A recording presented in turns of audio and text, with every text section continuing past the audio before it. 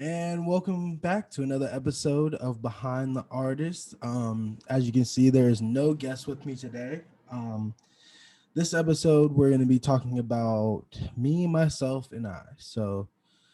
My music career, my journey through music, my love for music, and yeah. So, as y'all already know, as we're all my guests, I always start with what is your musical journey? So I'll take y'all through that. It kind of all started. I think it was about 10 years old when I picked up guitar for the first time. This isn't, and I don't even play guitar as much anymore, but like I had lessons and I actually didn't even enjoy them. I actually hated going to them. So it would be like I think it was about the first 4 weeks of guitar lessons that I really just did not like it at all. And I only learned like one song that I really liked, and it wasn't clicking for me. So I actually quit guitar lessons, never picked it back up until about 10th grade, but we'll get into that later.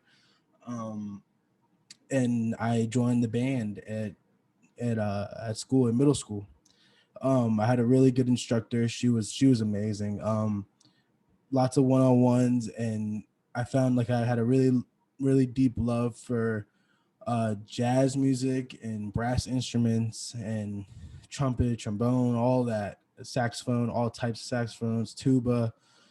She had me everywhere, and it was amazing. Everything about it, like the way that just four notes can change a whole song, or that the chords are a different way, makes something different. It's just she taught me so much about like grooving and thinking about music while you're playing. She was also the first one to teach me how to solo, and that's a very big part of musically where I am today. I think that getting over that fear of not knowing what to do next is even in life is just it helps you move forward. But yeah, so she was the one that taught me how to solo, and so from there I actually transferred schools to Northbury Academy, and that's when I met Dean Engler. So a lot of people who know Dean Engler, oh, actually, no, Miss Wick and then Dean Engler, but Miss Wick didn't teach me much more than I had already known. But Dean Engler was really he. For the people that know him, they think that he's not a genius, but he really is a freaking genius. That guy, his musical capabilities are through the roof, and his knowledge of music is amazing. So learning under him and playing with the six pack of lads, which was what we called our band because there was only six of us my senior year.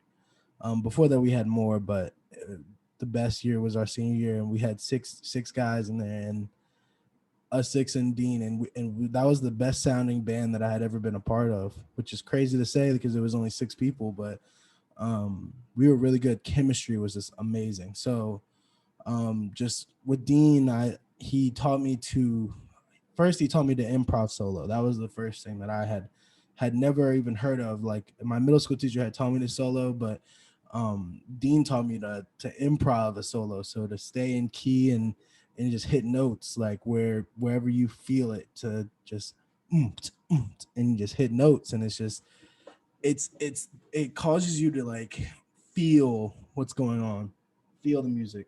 So yeah, he was a big influence. A lot of I can credit a lot to that band and that year alone to why I want to why where I am now is why I'm here. That right there is why I'm here. So other than Dean, I think that my friends in the band, most of them are in No Clue. If y'all don't know, that's my current band, like my real band, real music and stuff like that. But most of the band was in that band, so that's why our chemistry is so good, and that's why our music sounds so good. Is because I mean we've been music together since forever. But I credit a lot to one of my friends, Neil, and Carson. They both play guitar, and that made me want to get into guitar a little bit, and that opened up a whole nother world of music and a whole nother sub genre that I wanted to get into, like the fandom of guitar, I guess. Um, yeah, that drums as well. Credit that to Neil. Like, and the crazy part is that I wasn't very musically inclined before middle school either. Like, and before I learned the drums, like it was just very technical. But once I learned how to play the drums and like look and watch Neil for a while, I really learned like how to swing and how to really keep tempo, keep beat, and like just be able to do my own thing while the band is doing this, and then hop right back into what they're doing, which is a dope thing to have. And to be able to feel the music is a really important skill to have as a musician. Um, but as for actual recording stuff, that started last summer in the pandemic. So we kind of always been making music. We would always come and jam together. We used to have jam sessions all the time. That's like nothing to us. We could jam all day if we wanted to. But one day we were like, man, we should really put something down. And I was hesitant at first. I was like, well, what are we gonna do? Like, I can barely sing. Alec can sing, Colby can sing, but Colby was away. He was in Georgia at the time. So we had Neil who could produce, Carson who could produce, and Clay could produce, and me and Alec who were gonna take the vocals. So that's when I realized that my skills as a writer really came through. I've always been a writer though, like poetry and stuff like that, like stupid things. Rap lyrics always kind of came natural, and stuff like that. I've never been the best freestyler though. I always write my stuff down, but um, yeah. So basically, we had got to the studio. We got to Alex's house, and it was just me, Alec, and Neil, and they dropped the beat to "Too Much." Too Much is not even my favorite song, but it's you already know it because it's No Clue. But like, yeah, that was hearing it back for the first time is probably what made me fall in love with recording music. It made me go crazy, honestly. And to be honest, it's not even that good to me now, but like hearing it back for that first time when I was in that moment, it was like nothing else. I have it on Snapchat still. Like it was like nothing else. You just hear it back and you're like, oh snap, that's really good. That's really good. Okay, okay.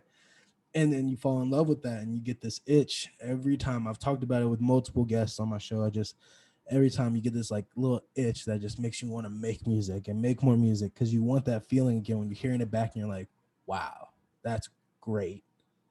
Um, so yeah, I thoroughly enjoy that. Like once that happened, it was raps from there. Like I knew I was gonna make music forever. Like no matter how old I was, I knew I was gonna be making music. So from there, it was just forming the band and forming No Clue. That's a funny story, but for another day. Um, the actual name No Clue. So we just kept making music and we dropped an album. Within 4 months, we had started, finished, mixed and mastered, all of that. Started and finished an album in 4 months, which is ridiculous. Ridiculous. Actually, I don't even think it was 4 months. Now that I think about it, now that I really think about it,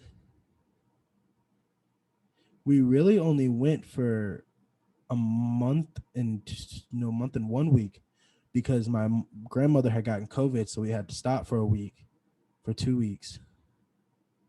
Yeah, no, it was a month and 2 weeks. Month and 2 weeks. We started and finished a whole album in a month and 2 weeks, all like studio quality and all that stuff, and it was amazing. Um, so after that, we kind of dropped in and we kind of were like chilling, and we just wanted everybody to hear it because this was just our masterpiece. Like we thought this was the best album in the world. Like we're in, like I mean maybe we kept a little bit like reality check, but no, we you couldn't tell us nothing after that. But after that, so we get I think it was a text message from Colby talking about Veer magazine. So we got on Veer magazine, and that was dope. We got nominated for a Veer award. That was really dope. We're trying to release a new song now, so definitely tune into No Clue. But other than that, like that's my full journey through music. I really have a true passion for it.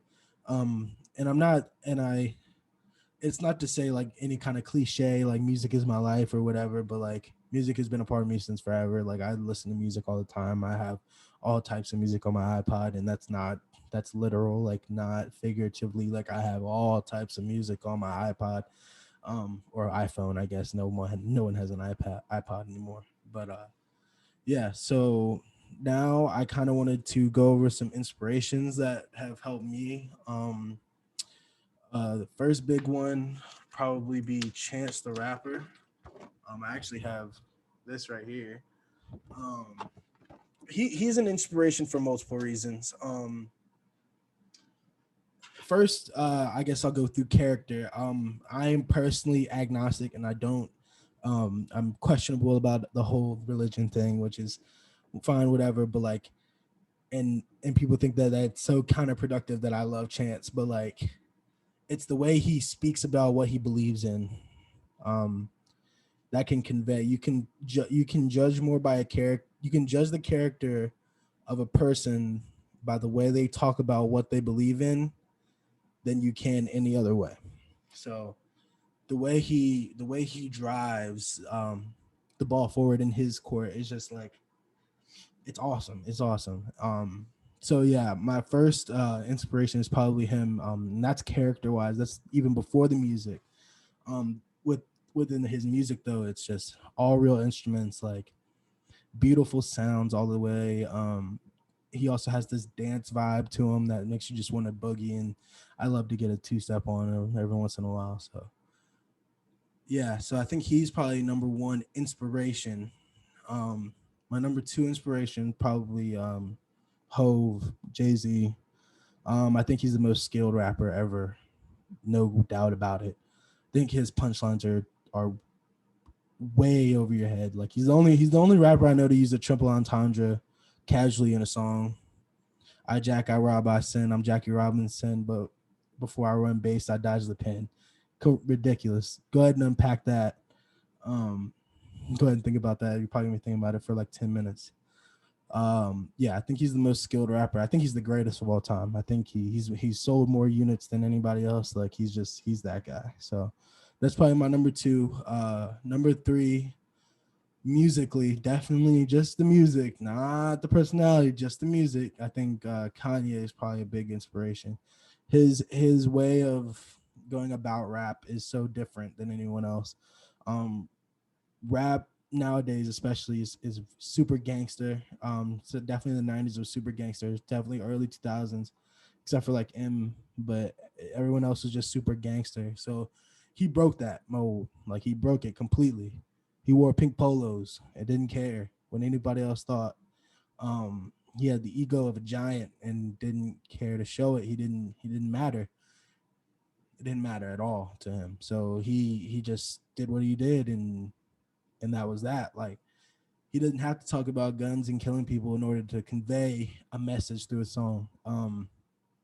Some tracks. I know not a lot of y'all like Kanye, so I think y'all should go give him a listen. Give him a try before you judge him off his personality. I think that We Don't Care is a great song. I think it's a perfect song. I think that We Don't Care. I think that Only One, that's a more recent one for you to listen to. If you want some older stuff, I think the whole Graduation album is a classic. It's probably my top. It's probably number two, my second favorite album of all time. I think number one is probably the Black album, but save that for another day. So yeah, I think those are my top three inspirations. They one embodies my personality and like what I strive to be character wise. Another strives for the skills of what I want to attain. Like it's ridiculous. And the other describes the non-caring, the non-conformative nature that I want to have. I don't want to conform to anybody's norms. I don't want to be something I'm not. I don't want to seem like I'm trying to live a lie, really. And that's why those three are my biggest inspirations. They're awesome. They're all awesome. I hope to meet them all one day. But yeah, so those are my three inspirations, especially for music and life in general. Um, so yeah, I think that's about all I have. So this was Behind the Artist, and it was Ty, and it was you, and it was me, and all of the people, one big family. It was this mic and this chain, this hoodie, AirPod inside. No Clue right there too. Both of them. Go check out our album. Probably gonna play some.